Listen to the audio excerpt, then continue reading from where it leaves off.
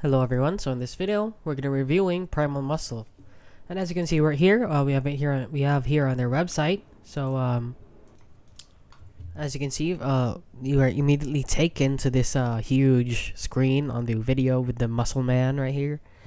And basically, they didn't even try with this website. Didn't even bother decorating it, as you can see, which is just pretty raised a lot of red flags right here. So they just offer their product here upright.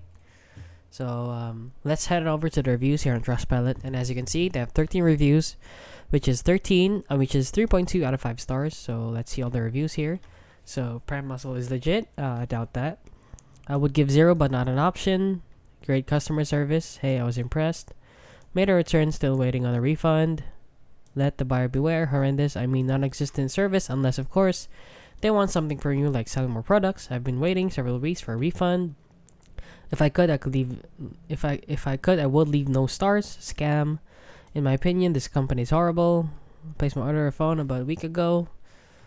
Still waiting for my refund and a lot more. So please, for me, in my opinion, please avoid this website, since it is very.